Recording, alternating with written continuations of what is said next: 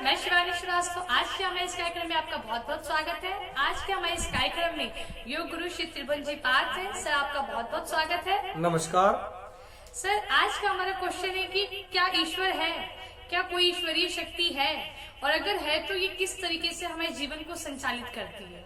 Sir, इसको यह बहुत ही महत्वपूर्ण क्वेश्चन है और संपूर्ण मानव जाति के जीवन में यह एक रहस्य बना हुआ रहता है कि ईश्वर क्या है, ईश्वर है या नहीं है। सामंजस्य की स्थिति जो है ना, असमंजस में दुनिया जी रही है।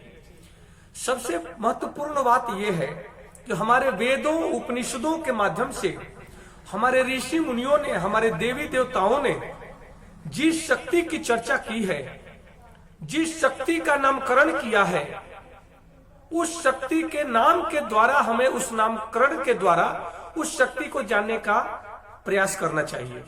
ईश्वर का शाब्दिक अर्थ होता है, जो पवित्र वेदों में संकलित किया गया है। ईश्वर का शाब्दिक अर्थ है नियंता, अर्थात नियंत्रण करने वाली शक्ति, जो संपूर्ण ब्रह्मांड को नियंत्रण करने की शक्ति जिसमें है, जो शक्ति है, संपूर्ण सृष्टि को जो नियंत्रित करने वाली जो शक्ति है, उसको हम ईश्वर कहते हैं। वह शक्ति ही ईश्वरीय शक्ति है। अब ईश्वर को अनेकों प्रकार से हम उस शक्ति को जागृत करने का प्रयास करते हैं। हम भी उस शक्ति का ही अंश हैं।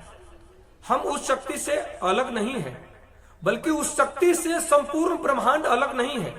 जो उस शक्ति से अलग हो जाए, जो भी तत्व, जो भी प्राणी, वह इस ब्रह्मांड में, इस प्रकृति में, इस सृष्टि में उसका कोई अस्तित्व नहीं रह जाता है।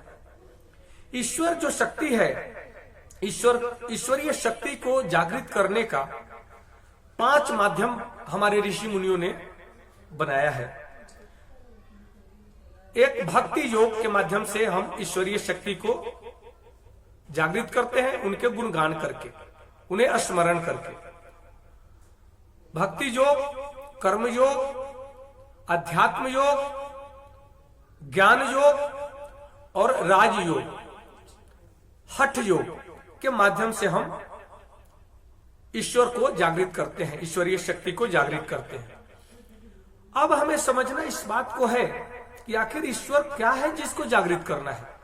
कई लोग इस भय भ्रांति में 99% लोग अपने जीवन को ऐसे ही व्यतीत कर देते हैं, जबकि हमारे पवित्र वेदों उपनिषदों में हमारे महान ऋषि मुनियों ने, हमारे देवी देवताओं ने कहा है कि 84 लाख योनियों के बाद यह मनुष्य जीवन का सौभाग्य प्राप्त होता है, और हम इस जीवन को भोग विलासिता के माध्यम से, भोग विलास में फंस करके, लालच में फंस करके, ईर्ष्या, द्वेष, अहंकार, क्रोध में फंस करके हम ऐसे सौभाग्यशाली जीवन को, इतना महत्वपूर्ण जीवन को हम ऐसे ही नष्ट कर देते हैं।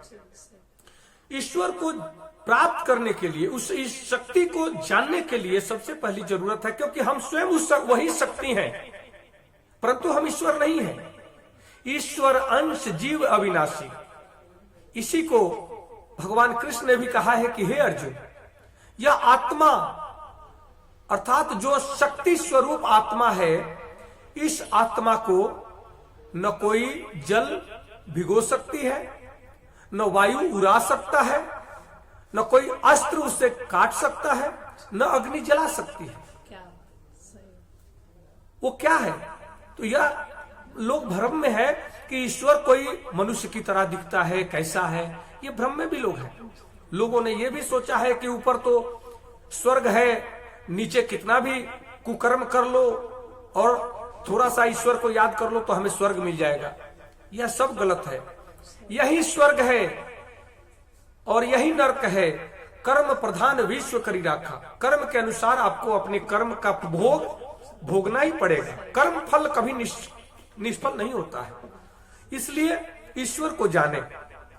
ईश्वर एक शक्ति है। ईश्वर इज पावर। ईश्वर एनर्जी है। ईश्वर ऊर्जा है। तभी तो विज्ञान भी कहता है कि ऊर्जा को कभी नष्ट नहीं किया जा सकता है। ऊर्जा को डाइवर्ट किया जा सकता है, रूपांतरित किया जा सकता है, परंतु ऊर्जा का न कभी नाश होता है, न कभी ऊर्जा को कोई नष्ट कर सकता है। वही ऊर्जा हम हैं, वही ऊर्जा का अंश हम हैं। और उस संपूर्ण ब्रह्मांड में हमारे वेद उपनिषदों में कहा गया है कि कण कण में व्याप्त वह ईश्वर है। कण कण में, तो कण कण में वस्तु तो व्याप्त नहीं हो सकती, परंतु कण कण को जागृत स्थिति में रखने का जो कार्य करती है, जो शक्ति, वह ईश्वरीय शक्ति है। उस ईश्वरीय शक्ति का स्मरण करना चाहिए, क्योंकि हम वही स्वरूप है। ईश्वर कण कण में व्याप्त है। ईश्वर के बिना कुछ भी संभव नहीं है। ईश्वर पंचभूतों में व्याप्त है। ईश्वर सृष्टि के हर कण में व्याप्त है। इस यूनिवर्सल लॉ को जानना होगा, ये ब्रह्मांडीय नियम को, प्राकृतिक नियम को जानना होगा, और वही ईश्वरीय शक्ति के आधार पर यह नियम के अनुसार यह संपूर्ण ब्रह्मांड, यह सूर्य और चंद्रमा, ये तारे, सब जितने भी प्लेनेट्स हैं, जितने भी ग्रह हैं, अपने अपने अगर कक्ष में स्थित है तो वह कारण है कि ईश्वरीय शक्ति के कारण ही स्थित है। यह पृथ्वी अगर अपने कक्ष में स्थित है, वो भी ईश्वरीय शक्ति के कारण स्थित है। एट्रैक्शन ऑफ लॉ का सिद्धांत, सभी प्रकार का सिद्धांत ईश्वरीय शक्ति पर ही आधारित है। इसलिए ईश्वरीय शक्ति को जाने, ईश्वर व्यक्ति नहीं, ईश्वर शक्ति है, उस शक्ति को जाने और उस शक्ति का आह्वान करें, उस शक्ति में ही रमण करें, उस शक्ति के अनुसार ही इस सृष्टि के सृजन का कार्य करें, सृष्टि का पालन का कार्य करें।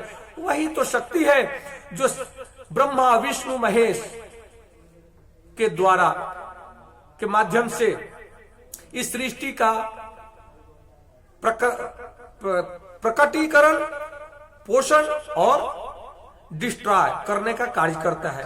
अर्थात न्यूट्रॉन, प्रोटॉन और इलेक्ट्रॉन के माध्यम से यह शरीर चल रही है, यह सृष्टि चल रही है। इस पर हमें ध्यान देना अति आवश्यक है। सर बहुत बहुत धन्यवाद आपका।